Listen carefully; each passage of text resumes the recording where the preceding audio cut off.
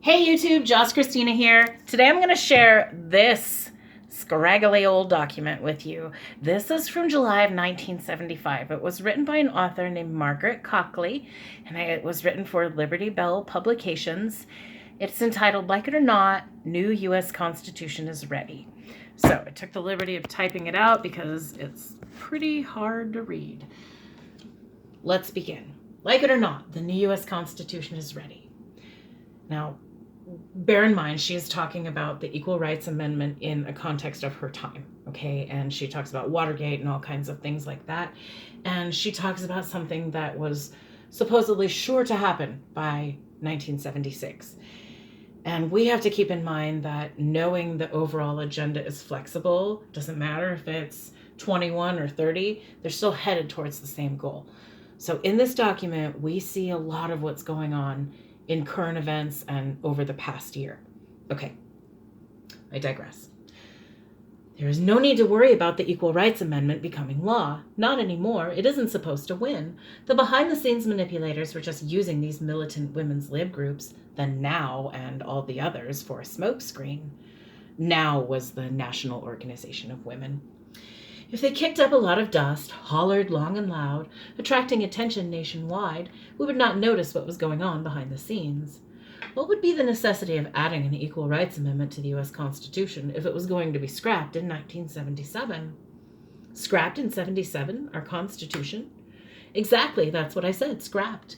Do those women know that they were being used? Did they want to provide the smokescreen? Have they known all along that there was no need for the ERA? If they know, then these women must want the slavery which is coming. If they don't know, then they're a group that's easily duped and led. A new constitution has been written.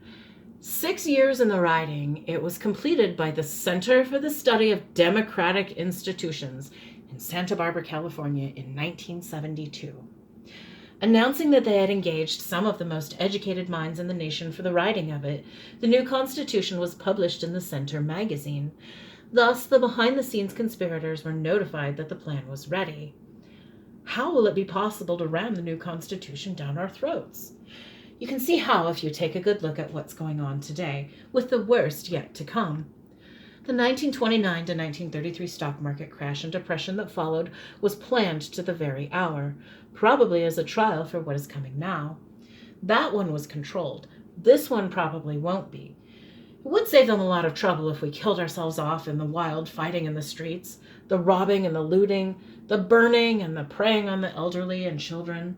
Some of us won't live through it, and this will save them the trouble of rounding us up for the torture and execution chambers after everything settles down into peaceful slavery under the new Constitution. When will all this happen? It has to come before the 1976 election, because there will be no election. They have to have reasons to postpone the elections. Therefore, it will happen before 1976.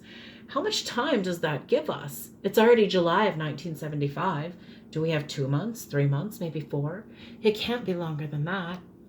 The stock market will crash, it is planned, probably to the hour as the other one was.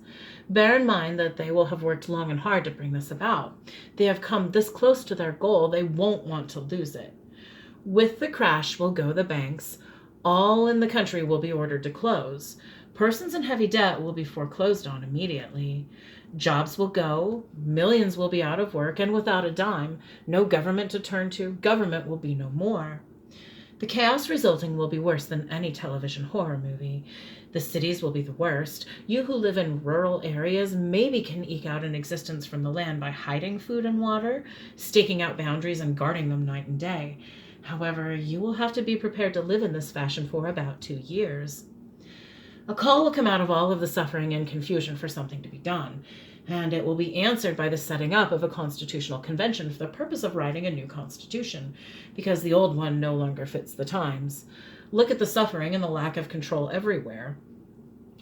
The convention will then adopt a new constitution, probably the one that's already been written, and present it to the people with the promise that when they adopt it, the suffering will stop, there will be food, and there will be jobs again. The people will be so glad to still be alive that they will eagerly accept anything which will bring an end to all the fear and suffering and hunger. The new Constitution will then become the law of the land, probably in the year 1977.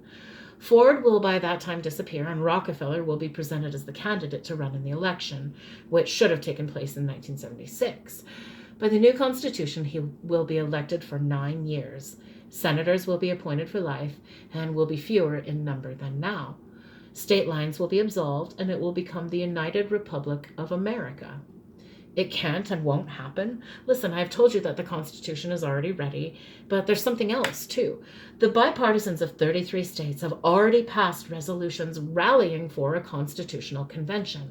It only takes 34 states, so that part is in readiness also. Have you noticed the little black lines with numbers across the bottoms of the packages of food appearing on all packaged food these days? This is part of it too, and after we have gone through indescribable horror and chaos and come out of it with a new constitution, there will be no currency anymore. There will be credits issued by a computer at a bank after you have applied for a permit and gone to work where they tell you. You will be able only to buy what they tell you to buy, determined by your needs, not your wants, which they decide. So what was the necessity of the Equal Rights Amendment when all of this is in the works for us? Well, at least we don't have to worry about defeating the ERA anymore. And might I just interject, I'm going to put a link below because the author writes this in 1975, but the ERA was actually revisited by Ruth Bader Ginsburg after the Me Too movement. So I'll include that below. If you don't believe me, you can get a copy of the new Constitution by mailing $1 to cover the costs to Liberty Bell Publications in West Virginia. Now, I'm going to omit the address because this is, so old. But the author goes on to encourage us to ask for the Constitution that was published in the Center magazine, Volume 3, Number 5, published by the Center for the Study of Democratic Institutions. The new Constitution is a dull read and hard to understand, but it's meant to be that way so only they can interpret it for our benefit.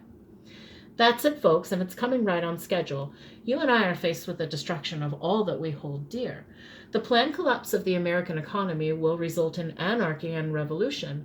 Then a new constitution and a dictatorship to restore order and peaceful slavery will happen. All the other problems which we've been faced with, the skyrocketing prices, the created energy crisis, the planned devaluation of the dollar until it's floating in the world marketplace, causing the Arabs to demand more dollars for the price of oil, the militant groups bombing, destroying, and training for revolution and street fighting, the cries of police brutality as the crime rate goes up, and the hollering for abortion rights, and the so-called death with dignity for the elderly, the blowing up out of proportion the minority groups, the communist-dominated NEA and National Council of Churches pushing such problems as textbook and busing issues, screaming racial oppression, and the women's livers and the NOW groups ballyhooing the ERA, the gun control advocates, and of course the Watergate fiasco and the pushing out of a president. These were all tools used to bring this about. Can you stop it? You better try. You have nothing to lose but your life, and if you live, you'll have lost everything. Okay, I have to interject here, because when I first read this, you guys, this made me wonder, is this what Klaus Schwab meant by you will own nothing and you will be happy? So let's read this again. The author says, you will have nothing to lose but your life, and if you live, you'll have lost everything. And Klaus Schwab said, you will own nothing and you will be happy. Why?